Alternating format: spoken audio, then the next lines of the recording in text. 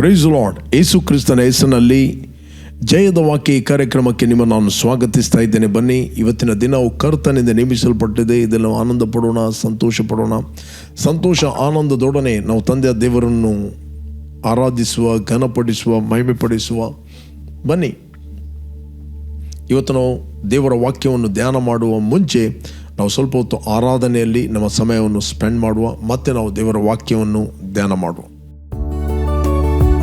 ನಮ್ಮ ಬಾಳಿನ ಎಲ್ ಶಡೈ ಆತನು ಆಗಿದ್ದಾನೆ.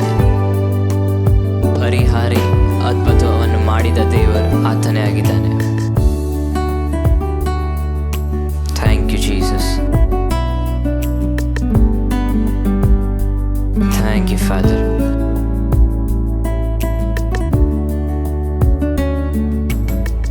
ಎಲ್ ಶಡೈ ನನ್ನ ಜೊತೆ ನೀನೇ, ನನ್ನ ಬಾಳಿನ ಕೋಟೆಯು.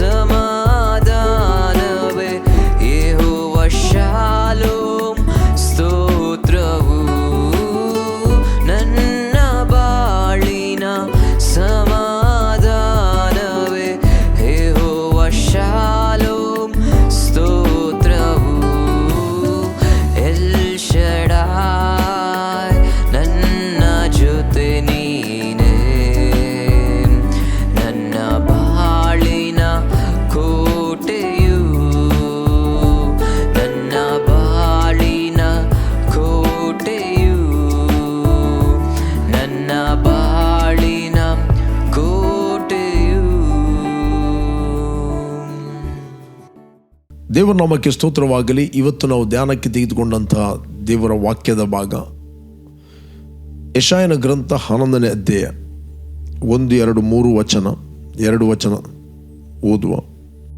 ಯೆಶಾಯನ ಬುಡದಿಂದ ಒಂದು ಚಿಗುರು ಒಡೆಯುವುದು, ಅದರ ಬೇರಿನಿಂದ ಹೊರಟ ತಳಿರು ಫಲಿಸುವುದು. ಆ ಅಂಕುರದ ಮೇಲೆ ಜ್ಞಾನ ವಿವೇಕದಾಯಕ ಆತ್ಮ, ಆಲೋಚನಾ ಪರಾಕ್ರಮಗಳನ್ನು ಹುಟ್ಟಿಸುವ ಆತ್ಮ, ತಿಳುವಳಿಕೆಯನ್ನು ಯೆಹೋವನ ಭಯವನ್ನು ಉಂಟು ಮಾಡುವ ಆತ್ಮ, ಅಂತೂ ಯೆಹೋವನ ಆತ್ಮವೇ ನೆಲೆಗೊಂಡಿರುವುದು. Praise God. ಪ್ರೇರೆ, ಇಲ್ಲಿ ನಾವು ನೋಡ್ತೇವೆ ಯೆಶಾಯನ ಬುಡದಿಂದ ಒಂದು ಚಿಗುರು ಒಡೆಯುವುದು. ಯೆಶಾಯ ಅಂತ ಹೇಳಿದ್ರೆ ದಾವೀದನ ತಂದೆ, ಡೇವಿಡ್ಸ್ ಫಾದರ್. ನಾವು ನೋಡ್ತೇವೆ ಯೇಸು ಸ್ವಾಮಿ ಶರೀರ ಸಂಬಂಧವಾಗಿ ದಾವೀದನ ಆ ಸಂತಾನದಲ್ಲಿ ಆತನು ಹುಟ್ಟಿದನು. Praise God. ದಾವೀದನ ಸಂತಾನದಲ್ಲಿ ಹುಟ್ಟಿದನು. ನಾವು ನೋಡ್ತೇವೆ ಆತನಲ್ಲಿ ಪಾಪ ಇರಲಿಲ್ಲ, ಯಾಕಂದರೆ ಆತನು ಪುರುಷ ಸಂಪರ್ಕದಲ್ಲಿ ಆತನು ಹುಟ್ಟಲಿಲ್ಲ. ಆತನು ಆತ್ಮ ಸಂಬಂಧವಾಗಿ ಹುಟ್ಟಿದನು. ಬಟ್ ಯೇಸು ಸ್ವಾಮಿ ಆ ಸಂತಾನದಲ್ಲಿ ರೆಕಗ್ನೈಸ್ ಮಾಡಲ್ಪಟ್ಟನು. ನಾವು ನೋಡ್ತೇವೆ ಯೇಸು ಸ್ವಾಮಿಯಲ್ಲಿ ದೇವರ ಆತ್ಮನು ಒಳಗೆ ವಾಸ ಮಾಡ್ತಾ ಇದ್ದ. ನಾವು ನೋಡ್ತೇವೆ ಒಳಗೆ ಆತನಲ್ಲಿ ವಾಸ ಮಾಡ್ತಾ ಇದ್ದ ಆಸ್ ಎ ಪರ್ಸನ್. ಇವತ್ತು ಯಾರು ಯೇಸು ಕ್ರಿಸ್ತ ನನಗೋಸ್ಕರ ಕಲ್ವಾರಿ ಕುರುಜೆಯಲ್ಲಿ ಸತ್ತಿದ್ದಾನೆ, ರಕ್ತವನ್ನು ಸುರಿಸಿದ್ದಾನೆ, ಹೂಣಲ್ಪಟ್ಟಿದ್ದಾನೆ, 3ನೇ ದಿನ ಸತ್ತವರ ಒಳಗಿಂದ ಎದ್ದು ಬಂದಿದ್ದಾನೆ ಎಂದು ಯಾರು ಒಪ್ಪಿಕೊಳ್ಳುತ್ತಾರೋ ಅವರ ಒಳಗೆ ಆ ಪವಿತ್ರ ಆತ್ಮನು ವಾಸ ಮಾಡ್ತಾ ಇದ್ದಾನೆ. ಆ ಪವಿತ್ರ ಆತ್ಮನು ಜ್ಞಾನ ವಿವೇಕದ ಆತ್ಮ, ಆಲೋಚನಾ ಪರಾಕ್ರಮಗಳನ್ನು ಹುಟ್ಟಿಸುವ ಆತ್ಮ, ದೇವರ ಭಯವನ್ನುಂಟು ಮಾಡುವ ಆತ್ಮ. ಅಂತೂ ದೇವರ ಆತ್ಮನು ಅವನಲ್ಲಿ ನೆಲೆಗೊಂಡಿರುವುದು ಬೈಬಲ್ ಇರ್ತದೆ, ರೈಟ್? ಅಂತೂ ಯೆಹೋವನ ಆತ್ಮವೇ ನೆಲೆಗೊಂಡಿರುವುದು. ಇವತ್ತು ದೇವರ ಆತ್ಮನು ನೆಲೆಗೊಂಡಿದ್ದಾನೆ ಯಾರಲ್ಲಿ? ನಾವು ಓದಲಿಕ್ಕೆ ಹೋದರೆ ನಮಗೆ ಸಿಗ್ತದೆ. This is prophetic scripture. ಇದು ಯೇಸು ಸ್ವಾಮಿಯ ಬಗ್ಗೆ ಮಾತಾಡಲ್ಪಟ್ಟಿದೆ. ನಾನು ಓದ್ತೇನೆ. 2 ಕೊರಿಂಥಿಯನ್ 2ನೇ ಕೊರಿಂಥ 3ನೇ ಅಧ್ಯಾಯ 15ನೇ ವಚನ. ಈ ದಿನದವರೆಗೂ ಮೋಶೆಯ ಗ್ರಂಥ ಪಾರಾಯಣವು ಆಗುವಾಗೆಲ್ಲ ಮುಸುಕು ಅವರ ಹೃದಯದ ಮೇಲೆ ಇರುತ್ತದೆ. ಅವರ ಹೃದಯವು ಕರ್ತನ ಕಡೆಗೆ ತಿರುಗಿಕೊಂಡಾಗಲೇ ಆ ಮುಸುಕು ತೆಗೆಯಲ್ಪಡುವುದು. ಆ ಕರ್ತನು ದೇವರ ಆತ್ಮನೇ. ಕರ್ತನ ಆತ್ಮನು ಯಾರಲ್ಲಿದ್ದಾನೋ ಅವರಿಗೆ ಬಿಡುಗಡೆ ಉಂಟು. ನಾವೆಲ್ಲರೂ ಮುಸುಕು ತೆಗೆದಿರುವ ಮುಖದಿಂದ ಕರ್ತನ ಪ್ರಭಾವವನ್ನು ದರ್ಪಣದಲ್ಲಿ ಕಾಣಿಸ್ತದೋ ಎಂಬಂತೆ ದೃಷ್ಟಿಸುವರಾಗಿದ್ದು, ಪ್ರಭಾವದಿಂದ ಅಧಿಕ ಪ್ರಭಾವಕ್ಕೆ ಹೋಗುತ್ತಾ ಆ ಪ್ರಭಾವದ ಸಾರೂಪ್ಯವುಳ್ಳವರೇ ಆಗುತ್ತವೆ. ಇದು ದೇವರಾತ್ಮನಾಗಿರುವ ಕರ್ತನ ಕೆಲಸಕ್ಕೆ ಅನುಸಾರವಾದುದು. ನೀವು ಯೇಸುವನ್ನು ರಕ್ಷಕನ ಒಡೆಯನೆಂದು ಅಂಗೀಕಾರ ಮಾಡಿದಾಗ ನಿಮ್ಮ ಒಳಗೆ ಕರ್ತನ ಆತ್ಮನು ನೆಲೆಗೊಂಡಿದ್ದಾನೆ. ಆತ್ಮನು ಜ್ಞಾನ ವಿವೇಕದ ಆತ್ಮ, ಆಲೋಚನಾ ಪರಾಕ್ರಮಗಳನ್ನು ಹುಟ್ಟಿಸುವ ಆತ್ಮ. ನಿಮ್ಮ ಒಳಗೆ ಆಲೋಚನೆ ಮತ್ತು ಪರಾಕ್ರಮಗಳು ಹುಟ್ಟುತ್ತವೆ. What ever is the Born of god, it overcome the world. ದೇವರಿಂದ ಹುಟ್ಟಿರುವಂಥದ್ದು ಎಲ್ಲವೂ ಲೋಕವನ್ನು ಜಯಿಸ್ತದೆ. ನಿಮ್ಮಲ್ಲಿ ಭಯ ಹುಟ್ಟಿಸುವ ಆತ್ಮ ಇಲ್ಲ, ಲೋನ್ಲಿನೆಸ್ ಹುಟ್ಟಿಸುವ ಆತ್ಮ ಇಲ್ಲ, ಗಲಿಬಿಲಿ ಹುಟ್ಟಿಸುವ ಆತ್ಮ ಇಲ್ಲ, ರಿಜೆಕ್ಷನ್ ಹುಟ್ಟಿಸುವ ಆತ್ಮ ಇಲ್ಲ, ಕನ್ಫ್ಯೂಷನ್ ಹುಟ್ಟಿಸುವ ಆತ್ಮ ಇಲ್ಲ, ಮಂಕುತನ ಹುಟ್ಟಿಸುವ ಆತ್ಮ ಇಲ್ಲ, ಅಥವಾ ಯಾವುದೇ ಕಣ್ಣಿನ ಆಶೆ, ಶರೀರದ ಆಶೆ, ಬದುಕು ಬಾಳಿನ ಡಂಬ ಇವುಗಳನ್ನು ಹುಟ್ಟಿಸುವ ಆತ್ಮ ದೇವರು ನಿಮಗೆ ಕೊಡಲಿಲ್ಲ. ದೇವರು ನಿಮಗೆ ಕೊಟ್ಟಂಥ ಆತ್ಮ ಆಲೋಚನಾ ಪರಾಕ್ರಮಗಳನ್ನು ಹುಟ್ಟಿಸುವ ಆತ್ಮ. ನಿಮ್ಮ ಒಳಗೆ ಆಲೋಚನಾ ಪರಾಕ್ರಮ, ನಿಮ್ಮ ಒಳಗೆ ಆಲೋಚನೆ ಹುಟ್ಟುತ್ತದೆ. ಎಂಥ ಆಲೋಚನೆ ಹುಟ್ಟುತ್ತದೆ ಅಂತ ಹೇಳಿದರೆ, ಪ್ರೀತಿಯ ಆಲೋಚನೆಗಳು, ಕ್ಷಮಿಸುವ ಆಲೋಚನೆಗಳು, ಪರಾಕ್ರಮದ ಅಂದರೆ ಯಾವಾಗಲೂ ಜಯದಲ್ಲಿ ನಡೆಯುವ ಸೋಲು ಎಂಬುದು ದೇವರಾತ್ಮನು ಆ ಆಲೋಚನೆ ಹುಟ್ಟಿಸ್ತಿಲ್ಲ. ನಿಮ್ಮ ಮೈಂಡಲ್ಲಿ ಇನ್ನೊಬ್ಬರನ್ನು ದ್ವೇಷಿಸುವ ಆಲೋಚನೆ ಹುಟ್ಟಿಸ್ತಾ ಇದೆ, ಕೊಲೆ ಮಾಡುವ ಆಲೋಚನೆ ಹುಟ್ಟುತ್ತಾ ಇದೆ, ಇನ್ನೊಬ್ಬರಿಗೆ ಮೋಸ ಮಾಡುವ ಆಲೋಚನೆ ಹುಟ್ಟುತ್ತಾ ಇದೆ, ಇನ್ನೊಬ್ಬರದ್ದು ಕದಿಯುವಂಥ ಆಲೋಚನೆ ಹುಟ್ಟುತ್ತಾ ಇದೆ, ಇನ್ನೊಬ್ಬರ ಬಗ್ಗೆ ಸುಳ್ಳು ಹೇಳುವಂಥ ಆಲೋಚನೆ ಹುಟ್ಟುತ್ತಾ ಇದೆ, ಇನ್ನೊಬ್ಬರಿಗೆ ಕೇಡು ಮಾಡುವಂಥ ಆಲೋಚನೆ ಹುಟ್ಟುತ್ತಾ ಇದೆ, ಇನ್ನೊಬ್ಬರು ನೋಡುವಾಗ ಒಂದು ರೀತಿಯ ದ್ವೇಷದ ಆಲೋಚನೆ ಹುಟ್ಟುತ್ತಾ ಇದೆ. ಸಿಟ್ಟಿನ ಆಲೋಚನೆ ಹುಟ್ಟುತ್ತಾ ಇದೆ. This is not from god. ಇದು ದೇವರ ಆಲೋಚನೆ ಅಲ್ಲ. ದ ಬೈಬಲ್ ಹೇಳ್ತದೆ 13ನೇ ಅಧ್ಯಾಯದಲ್ಲಿ, ನಾನು ನಿಮಗೋಸ್ಕರ ಓದ್ತೇನೆ. ಯೋಹಾನ ಸುವಾರ್ತೆಯಲ್ಲಿ 13ನೇ ಅಧ್ಯಾಯ 1ನೇ ವಚನದಿಂದ ನಿಮಗೋಸ್ಕರ ನಾನು ಓದಲಿಕ್ಕೆ ಇಷ್ಟಪಡ್ತೇನೆ. ಪಾಸ್ಕ ಹಬ್ಬದ ಮುಂದೆ ಯೇಸು ತಾನು ಈ ಲೋಕವನ್ನು ಬಿಟ್ಟು ತಂದೆಯ ಬಳಿಗೆ ಹೋಗಬೇಕಾದ ಕಾಲ ಬಂತೆಂದು ತಿಳ್ಕೊಂಡು ಲೋಕದಲ್ಲಿರುವ ತನ್ನವರನ್ನು ಪ್ರೀತಿಸಿ ಪರಿಪೂರ್ಣವಾಗಿ ಅವರನ್ನು ಪ್ರೀತಿಸುತ್ತಾ ಬಂದನು. ಅವರು ಊಟಕ್ಕೆ ಕೂತುಕೊಂಡಿದ್ದರು. ಅಷ್ಟರೊಳಗೆ ಸೈತಾನನು ಸೀಮೋನನ ಮಗನಾದ ಇಸ್ಕರಿಯೋತ್ ಯೂದನ ಮನಸ್ಸಿನಲ್ಲಿ ಯೇಸುವನ್ನು ಹಿಡಿಕೊಡಬೇಕೆಂಬ ಆಲೋಚನೆಯನ್ನು ಹುಟ್ಟಿಸಿದನು. ಇಲ್ಲಿ ಬೈಬಲ್ ಹೇಳ್ತದೆ, ಯೇಸು ಸ್ವಾಮಿಯ ಒಟ್ಟಿಗೆ 3.5 ವರ್ಷ ಯೂದನಿದ್ದ. ಬಟ್ ಯೇಸು ಸ್ವಾಮಿ ತನ್ನವರನ್ನು ಪರಿಪೂರ್ಣವಾಗಿ ಪ್ರೀತಿ ಮಾಡಿದ. ಯೇಸು ಸ್ವಾಮಿಯ ಒಳಗೆ ತಂದೆಯ ಪ್ರೀತಿಯ ಆತ್ಮ ಇತ್ತು. ಜ್ಞಾನ ವಿವೇಕದ ಆತ್ಮ, ಪ್ರೀತಿಯನ್ನು ಹುಟ್ಟಿಸುವ ಆತ್ಮ, ಅದು ದೇವರ ಆತ್ಮನು ಆತನಲ್ಲಿ ಇದ್ದ. ಆತನೇ ದೇವರ ಸಾರೂಪ್ಯವಾಗಿದ್ದಾನೆ. ಓಕೆ, ಇಲ್ಲಿ ಯೂದನಿಗೆ ಯೇಸುವನ್ನು ಹಿಡಿಕೊಡಬೇಕೆಂಬ ಆಲೋಚನೆಯನ್ನು ಸೈತಾನನು ಇಸ್ಕರಿಯೋತ್ ಯೂದನ ಮನಸ್ಸಿನಲ್ಲಿ ಹುಟ್ಟಿಸಿದನು ಅಂತ ಹೇಳ್ತೇವೆ. ಪ್ರಿಯರೇ, ನಿಮ್ಮ ಮನಸ್ಸಿನಲ್ಲಿ ಏನು ಹುಟ್ಟುತ್ತಾ ಇದೆ ಇವತ್ತು? How can you resist that thoughts? ನಿಮ್ಮ ಮನಸ್ಸಿನಲ್ಲಿ ಬರುವಂಥ ಈ ಥಾಟ್ಗಳನ್ನು, ಆಲೋಚನೆಗಳನ್ನು ಹೇಗೆ ನೀವು ರೆಸಿಸ್ಟ್ ಮಾಡ್ತೀರಿ? ಕೆಲವೊಮ್ಮೆ ಸೂಸೈಡ್ನ ಆಲೋಚನೆ ಹುಟ್ಟಿಬಹುದು. ಇದೇ ಯೂದನಿಗೆ ನೆಕ್ಸ್ಟ್ ಕಂಡಮಿನೇಷನ್ ತಂದ ಸೈತಾನ. ನಾವು ನೋಡ್ತೇವೆ, ಕಂಡಮಿನೇಷನ್ ತಂದ, ನೀನು ತಪ್ಪು ಮಾಡಿದ್ದಿ, ನೀನು ಅಪರಾಧ ಮಾಡಿದ್ದಿ.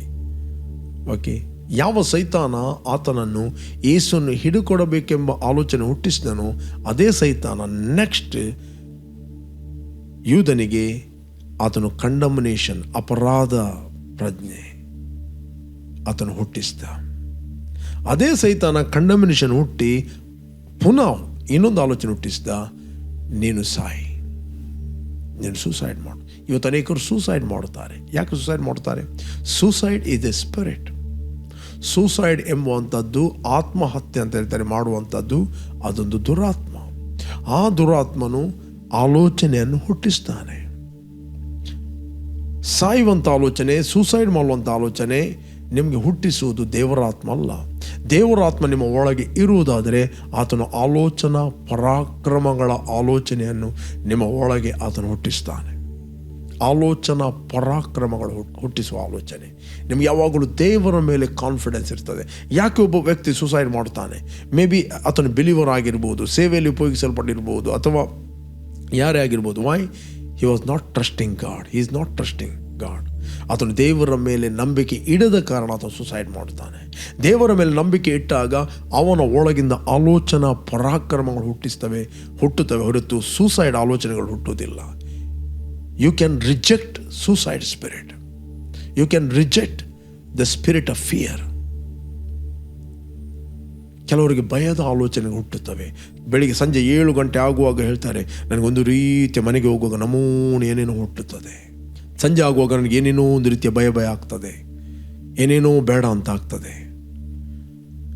ಫ್ರೀರೇ, ಯಾವ ಆಲೋಚನೆಯಿಂದ ನೀವು ಸಫರ್ ಆಗ್ತಾ ಇದ್ದೀರಿ? ಮೇ ಬಿ ಮರಣದ ಆಲೋಚನೆಗಳು ಹುಟ್ಟುತ್ತಾ ಇದೆಯೋ, ಸೂಸೈಡ್ ಆಲೋಚನೆಗಳು, ಆಕ್ಸಿಡೆಂಟ್ ಆಲೋಚನೆಗಳು, ಅಥವಾ ಕ್ಯಾನ್ಸರ್ನ ಆಲೋಚನೆಗಳು, ರೋಗದಲ್ಲಿ ಸಾಯುವಂಥ ಆಲೋಚನೆಗಳು, ಅಥವಾ ಯಾವುದೋ ಅಪಘಾತ ಆಗುವಂಥ ಆಲೋಚನೆಗಳು, ಆಪ್ತರನ್ನು ಕಳಕೊಳ್ಳುವಂಥ ಆಲೋಚನೆಗಳು, ಯಾವ ಆಲೋಚನೆಗಳು ಹುಟ್ಟುತ್ತಾ ಇವೆ? ಬಟ್ ನಿಮ್ಮ ಒಳಗೆ ಯೇಸುವನ್ನು ರಕ್ಷಕನ ಒಡೆಯನೆಂದು ನೀವು ಅಂಗೀಕಾರ ಮಾಡಿದಾಗ ದೇವರು ಇಂಥ ಆತ್ಮವನ್ನು ನಿಮ್ಮ ಒಳಗೆ ಇಟ್ಟಿದ್ದಾನಂತ ಹೇಳಿದರೆ, ಆಲೋಚನಾ ಪರಾಕ್ರಮಗಳನ್ನು ಹುಟ್ಟಿಸುವಂಥ ಆತ್ಮ, ಜ್ಞಾನ ವಿವೇಕದ ಆತ್ಮ. ಅದು ಮಂಕುತನದ ಆತ್ಮ ಅಲ್ಲ, ಅಜ್ಞಾನದ ಆತ್ಮ ಅಲ್ಲ. ನಿಮ್ಮ ಒಳಗೆ ದೇವರ ಜ್ಞಾನದ ಆಲೋಚನೆಗಳು ಹುಟ್ಟುತ್ತವೆ, ಪರಾಕ್ರಮದ ಆಲೋಚನೆಗಳು ಹುಟ್ಟುತ್ತವೆ, ಸಮಾಧಾನದ ಆಲೋಚನೆಗಳು ಹುಟ್ಟುತ್ತವೆ, ಪ್ರೀತಿಯ ಆಲೋಚನೆಗಳು ಹುಟ್ಟುತ್ತವೆ, ಆರೋಗ್ಯದ ಆಲೋಚನೆಗಳು ನಿಮ್ಮ ಒಳಗಿಂದ ಹುಟ್ಟುತ್ತವೆ.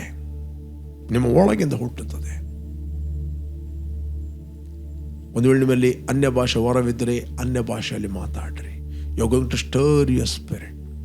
ಅದಕ್ಕೋಸ್ಕರ ತಿಮೋತಿಗೆ ಅಪೊಸ್ತಲ ಪೌಲ ಹೇಳುತ್ತಾನೆ, ನಿನ್ನಲ್ಲಿರುವ ವರವನ್ನು ಅಲಕ್ಷ್ಯ ಮಾಡಬೇಡ, ಅದನ್ನು ನೀನು ಪ್ರಜ್ವಲಿಸುವಂತೆ ಮಾಡು. ನೀನು ಮಾಡೋದನ್ನು ಪ್ರಜ್ವಲಿಸುವಂತೆ. 2 ತಿಮೋತಿ 1ನೇ ಅಧ್ಯಾಯ 6-7ನೇ ವಚನ ಹೇಳ್ತದೆ, ದೇವರು ನಮಗೆ ಕೊಟ್ಟಂಥ ಆತ್ಮ ಬಲ, ಪ್ರೀತಿ, ಸ್ವಸ್ಥ ಬುದ್ಧಿ ಆತ್ಮ.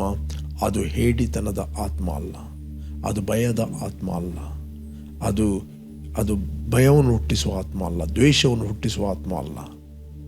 ದೇವರು ನಿಮಗೆ ಕೊಟ್ಟಂಥ ಆತ್ಮ ಬಲ, ಪ್ರೀತಿ, ಸ್ವಸ್ಥ ಬುದ್ಧಿ ಆತ್ಮ. ಯಾವಾಗಲೂ ಹೇಳ್ರಿ, ಆಲೋಚನಾ ಪರಾಕ್ರಮ ಹುಟ್ಟಿಸುವ ಆತ್ಮನು ನನ್ನ ಒಳಗೆ ತಾನೆ. ನಾನು ಹೇಳ್ತೇನೆ, ನೀವು ಯಾವಾಗ ಅನುಮತಿ ಕೊಡ್ತೀರಿ, ನೀವು ಯಾವಾಗಲೂ ಈಲ್ಡ್ ಆಗುತ್ತೀರಿ ನಾಲೆಜಲ್ಲಿ, ನಿಮ್ಮ ಒಳಗಿಂದ ಆಲೋಚನೆಗಳು ಹುಟ್ಟುತ್ತವೆ.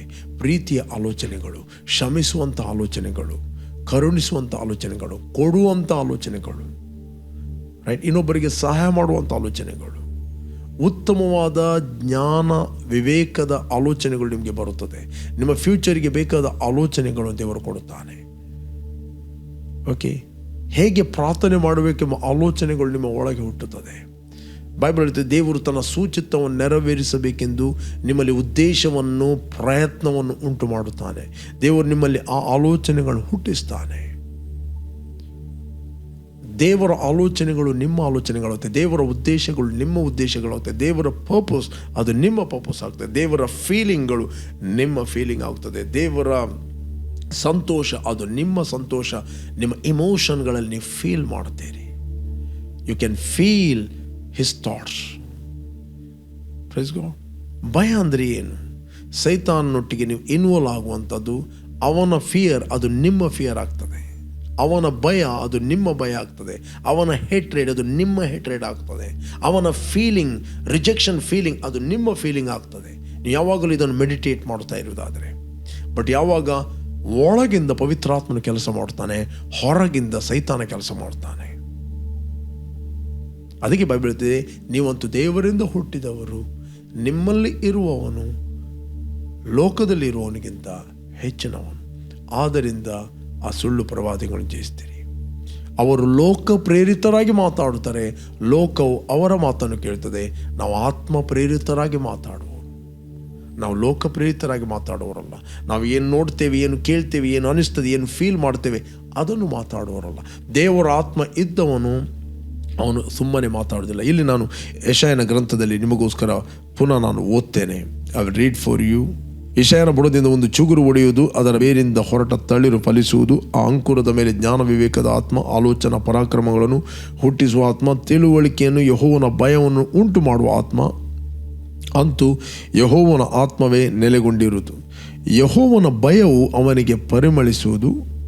ಅವನು ಕಣ್ಣಿಗೆ ಕಣ್ಣಂತೆ ತೀರ್ಪು ಮಾಡುವುದಿಲ್ಲ, ಕಿವಿಗೆ ಬಿದ್ದಂತೆ ನಿರ್ಣಯಿಸುವುದಿಲ್ಲ. 2 ಸಂಗತಿಗಳು.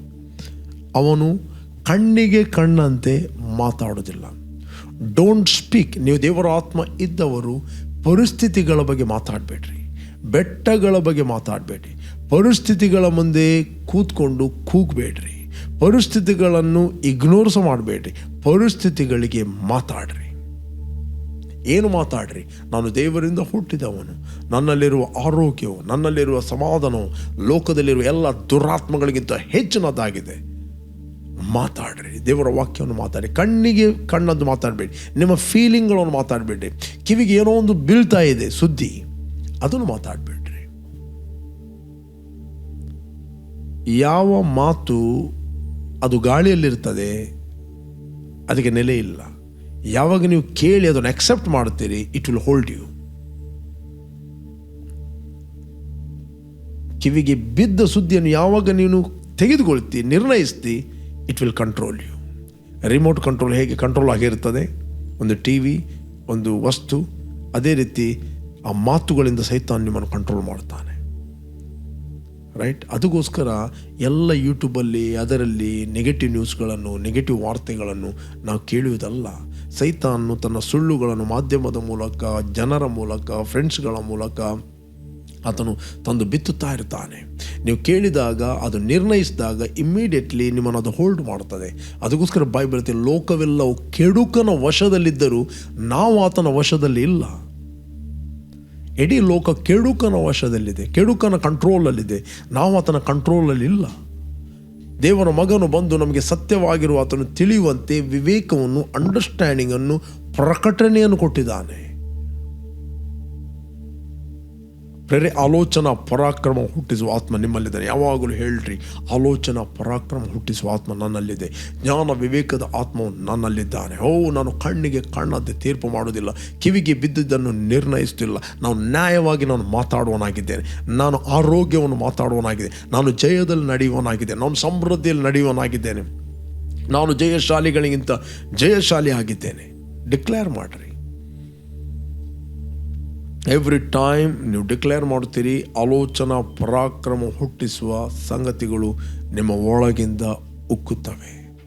You are going to burn and shine for the glory of God. ಎಲ್ಲ ಕೆಟ್ಟ ಆಲೋಚನೆಗಳು ಬಿಟ್ಟು ಹೋಗ್ತವೆ. ನೀವು ನಿಮ್ಮ ಮೈಂಡಲ್ಲಿ ಬರುವಂಥ ಆಲೋಚನೆಗಳನ್ನು ನೀವು ಅಕ್ಸೆಪ್ಟ್ ಮಾಡಿದರೆ, ಕಂಟಿನ್ಯೂ ಆಗಿ ಮೆಡಿಟೇಟ್ ಮಾಡಿದರೆ, ಅದು ಕೋಟೆ ಆಗುತ್ತದೆ. ಇಂಗ್ಲೀಷ್ನಲ್ಲಿ ಸ್ಟ್ರಾಂಗ್ ಹೋಲ್ಡ್ ಅಂತ ಹೇಳ್ತಾರೆ. Strong hold. ಓಕೆ, ಆ ಸ್ಟ್ರಾಂಗ್ ಹೋಲ್ಡ್ಗಳು ಬ್ರೇಕ್ ಆಗುವಂಥದ್ದು when you listen love of God. ಕ್ರಿಸ್ತನು ದೇವರು ಕ್ರಿಸ್ತನಲ್ಲಿ ನಿಮ್ಮನ್ನು ಹೇಗೆ ಪ್ರೀತಿ ಮಾಡಿದ್ದಾನೆ, ಈ ಮಾತುಗಳನ್ನು ಕೇಳಿದಾಗ ನಿಮ್ಮ ಮೈಂಡ್ ವಾಶ್ ಆಗ್ತದೆ, ಈ ಹೋಲ್ಡ್ಗಳು ಹೋಗ್ತವೆ. ಕೆಲವರು ಫೋನೋಗ್ರಫಿ, ಲಸ್ಟ್, ಈ ಮೆಂಟಲ್ ಹೋಲ್ಡಲ್ಲಿ ಅವರಿದ್ದಾರೆ. ಅವ್ರಿಗೆ ಗೊತ್ತಿಲ್ಲ ಹೌ ದೇ ಕಮ, ಹೇಗೆ ಅವರು ಹೊರಗೆ ಬರುವುದಂತ. They are trying. ಬಟ್ ನಿಮಗೆ ಹೊರಗೆ ಬರಲಿಕ್ಕೆ ಒಂದೇ, ಯೇಸು ಸ್ವಾಮಿ ನಿಮ್ಮನ್ನು ಪ್ರೀತಿ ಮಾಡುತ್ತಾನೆ. ಆತನ ಪ್ರೀತಿ ಕೇವಲ ಮಾತು ಅಲ್ಲ, ಆತನ ಪ್ರೀತಿ ಆತ್ಮ ಮತ್ತು ಜೀವ, ಆತನ ಶಕ್ತಿ ಆಗಿದೆ. It will transform your life.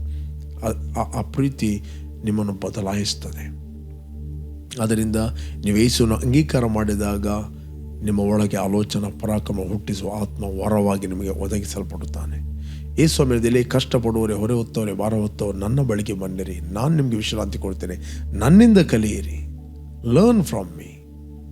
ನನ್ನ ನೊಗವನ್ನು ಇಟ್ಕೊಂಡು ನನ್ನಿಂದ ಕಲಿಯಿರಿ, ಆಗ ನಿಮ್ಮ ಆತ್ಮಗಳಿಗೆ ವಿಶ್ರಾಂತಿ ದೊರಕುತ್ತದೆ. You will have a rest, you will have a freedom. Okay, ಯೇಸು ಸ್ವಾಮಿ ಹೇಳಿಲ್ಲ ಶರಾಬ್ ಕುಡಿಯೋನು ಶರಾಬ್ ಬಿಟ್ಟಿಲ್ಲಿ ಬಾ ಅಂತ ಹೇಳಿಲ್ಲ, ಸಿಗರೇಟ್ ಎಲ್ಲಿಯವನು ಸಿಗರೇಟ್ ಬಿಟ್ಟು ಬಾ ಅಂತ ಹೇಳಿಲ್ಲ. ನೀವು ಹೇಗಿದ್ದೀಯೋ ಹಾಗೆ ಬಾ. ಸಿಗರೇಟ್ ಬಿಡು ಹೇಳುವಂಥದ್ದು ಗುಡ್ ನ್ಯೂಸ್ ಅಲ್ಲ, ಶರಾಬ್ ಬಿಡು ಹೇಳುವಂಥದ್ದು ಗುಡ್ ನ್ಯೂಸ್ ಅಲ್ಲ.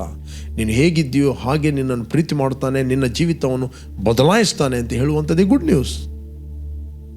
ಅದೇ ಸುವಾರ್ತೆ. ಒಬ್ಬ ಕುಡುಕನಿಗೆ ನೀನು ಕುಡಿತಿ ಅಂತ ಹೇಳಿದಾಗ ಅವನಿಗೆ ಎಲ್ಲರಿಗೂ ಗೊತ್ತು. ಅವನ ಹೆಂಡತಿ ಸುಮಾರು 50 ವರ್ಷದಿಂದ ಹೇಳಿದ್ದಾಳೆ ನೀನು ಕುಡುಕ ಅಂತ, ರೈಟ್? ಇಲ್ಲಿ ಸಭೆಗೆ ಬಂದಾಗ ನೀನು ಕುಡುಕ ಅಂತ ಹೇಳಿದಾಗ ಮತ್ತೆ ಎಲ್ಲಿ ಹೋಗುದು ಅವನು? ಕುಡುಕನಿಗೆ ಒಂದು ಗುಡ್ ನ್ಯೂಸ್ ಇದೆ, ದೇವರು ನಿನ್ನನ್ನು ಪ್ರೀತಿ ಮಾಡುತ್ತಾನೆ. If you accept his love, believe his love, he will change your life. That is good news. Okay, ಅನೇಕ ಮಂದಿ ನಿಮಗೆ ಹೇಳ್ಬೋದು, ಅನೇಕ ಕೌನ್ಸಿಲಿಂಗ್ ಹೇಳ್ಬೋದು, ಸಿಗರೇಟ್ ಬಿಡು ಬಿಡು ಬಿಡು ಅಂತ. ಬಟ್ ಯೇಸು ಸ್ವಾಮಿ ಹೇಳ್ತಾನೆ, ನಾನು ಹೇಳ್ತೇನೆ ಆತ ನಿನ್ನನ್ನು ಪ್ರೀತಿ ಮಾಡುತ್ತಾನೆ. ಯೇಸು ಸ್ವಾಮಿ ಹೇಳ್ತಾನೆ, ನೀನು ಹೇಗಿದ್ದೀಯೋ ಹಾಗೆ ಬಾ.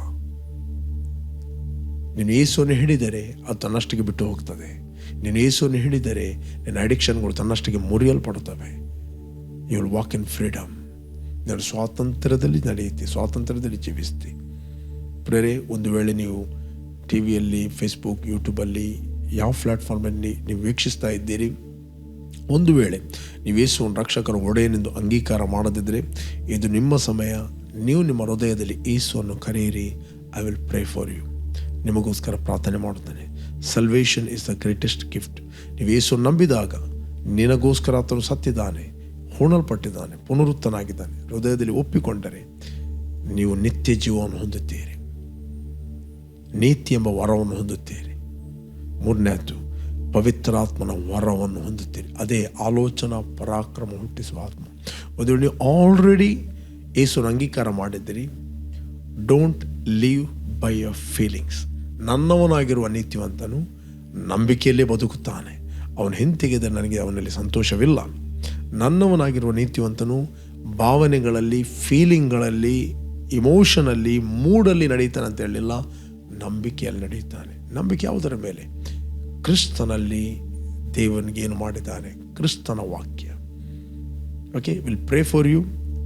ನಾನು ನಿಮ್ಮನ್ನು ಪ್ರಾರ್ಥನೆಯಲ್ಲಿ ಲೀಡ್ ಮಾಡುತ್ತೇನೆ. ನಿಮ್ಮ ಹೃದಯದಲ್ಲಿ ಯೇಸುವನ್ನು ಕರೆಯಿರಿ. Thank you Lord. ಭೂಮಿ ಆಕಾಶಗಳನ್ನು ಉಂಟು ಮಾಡಿದ ಸರ್ವಶಕ್ತನಾದ ನನ್ನ ತಂದೆ, ಯೇಸುವಿನ ನಾಮದಲ್ಲಿ ನಾವು ನಿನ್ನ ಸನ್ನಿಧಾನದಲ್ಲಿದ್ದೇವೆ. ಯೇಸುವೆ, ನೀನು ನನಗೋಸ್ಕರ ರಕ್ತವನ್ನು ಸುರಿಸಿ ಹೂಣಲ್ಪಟ್ಟು 3ನೇ ದಿನ ಪುನರುತ್ಥನಾಗಿದೆ ಎಂದು ನಾನು ನನ್ನ ಹೃದಯದಲ್ಲಿ ನಂಬುತ್ತೇನೆ ಮತ್ತು ಬಾಯಿಂದ ಅರಿಕೆ ಮಾಡುತ್ತೇನೆ. ಯೇಸುವೆ ನನ್ನ ಕರ್ತನೆಂದು ನಾನು ನಂಬುತ್ತೇನೆ. ನನಗೆ ಬಿಡುಗಡೆ ಆಯಿತು. Thank you Lord. ನೀನು ವಾಗ್ದಾನ ಮಾಡಿದ ಪವಿತ್ರಾತ್ಮ ವರವನ್ನು ನಂಬಿಕೆಯ ಮೂಲಕ ನಾವು ಹೊಂದಿಕೊಂಡಿದ್ದೇವೆ. ಆಲೋಚನಾ ಪರಾಕ್ರಮ ಹುಟ್ಟಿಸುವ ಆತ್ಮ, ಜ್ಞಾನ ವಿವೇಕದ ಆತ್ಮ ಅಂತ ತಂದೆ, ನಿನ್ನ ಆತ್ಮ ನಮ್ಮಲ್ಲಿ ನೆಲೆಗೊಂಡಿದ್ದಾನೆ. ನಾವು ನಂಬುತ್ತೇವೆ. ನಾವಿನ್ನು ನೋಡುವವರಾಗಿ ನಡೆಯುವುದಿಲ್ಲ, ಅನಿಸಿಕೆಯಲ್ಲಿ ನಡೆಯುವುದಿಲ್ಲ, ನಂಬುವವರಾಗಿ ನಾವು ನಡೆಯುತ್ತೇವೆ. ಥ್ಯಾಂಕ್ ಯು ಯೇಸು ನಾಮದಲ್ಲಿ ತಂದೆ. Amen, amen. ಯಾರು ನೀವು ಬರ್ತ್ಡೇ ಮತ್ತು ವೆಡ್ಡಿಂಗ್ ಆ್ಯನಿವರ್ಸರಿ ಸೆಲೆಬ್ರೇಟ್ ಮಾಡ್ತಾ ಇದ್ದೀರಿ, ನಿಮಗೋಸ್ಕರ ನಾವು ಪ್ರಾರ್ಥನೆ ಮಾಡ್ತೇವೆ. Blessed happy birthday and blessed happy wedding anniversary. ತಂದೆ, ಯಾರು ಇವತ್ತು ಬರ್ತ್ಡೇ ಮತ್ತು ವೆಡ್ಡಿಂಗ್ ಆ್ಯನಿವರ್ಸರಿಯನ್ನು ಸೆಲೆಬ್ರೇಟ್ ಮಾಡ್ತಾ ಇದ್ದರು, ಇವರು ಫ್ರೂಟ್ಫುಲ್ ಆಗಲಿ, ಬ್ಲೆಸ್ ಆಗಲಿ. ಕೆಡುಕನ ಎಲ್ಲ ಕೈಗಳಿಂದ ಇವರನ್ನು ತಪ್ಪಿಸಿ ಕಾಪಾಡು. ನಿನ್ನ ಅಭಿಷೇಕ ಹಸ್ತವು ಯಾವಾಗಲೂ ಇವರ ಮೇಲೆ ಇರಲಿ. ಯೇಸು ನಾಮದಲ್ಲಿ ತಂದೆ. ಆಮೆನ್. ಓಕೆ, ಜಯದ ವಾಕ್ಯ ಕಾರ್ಯಕ್ರಮವನ್ನು ಪ್ರತಿದಿನ ಬೆಳಿಗ್ಗೆ ಬಿಗ್ ಜೆ ಟಿವಿಯಲ್ಲಿ 7 ಗಂಟೆಯಿಂದ 7:30 ವೀಕ್ಷಿಸಿರಿ. 7:30ರಿಂದ 8 ಗಂಟೆ ಇದೇ ಕಾರ್ಯಕ್ರಮವನ್ನು ರಿಪೀಟ್ ಆಗಿ ನಮ್ಮ ಯೂಟ್ಯೂಬ್ ಚಾನಲಲ್ಲಿ ನೀವು ವೀಕ್ಷಿಸ್ಬೋದು. ನಮ್ಮ YouTube channel word of victory pastor Roshan Lobo. Okay, ಅದೇ ರೀತಿ ಸಂಜೆ 7:15ರಿಂದ 8 ಗಂಟೆ ಫೇಸ್ಬುಕ್ ಮತ್ತು ಯೂಟ್ಯೂಬಲ್ಲಿ ಲೈವ್ ಆಗಿ ನೀವು ವೀಕ್ಷಿಸ್ಬೋದು. ಲೈವ್ ಆಗಿ ನಾನು ಮಾತಾಡ್ತಾ ಇದ್ದೇನೆ. ಕಂಟಿನ್ಯೂ ಆಗಿ ನೀವು ಜಯದ ವಾಕ್ಯ ಕಾರ್ಯಕ್ರಮವನ್ನು ವೀಕ್ಷಿಸಿರಿ, ಇತರ ಪ್ರೋಗ್ರಾಮ್ಗಳನ್ನು ವೀಕ್ಷಿಸಿರಿ. You are bless. ಆಮೆನ್.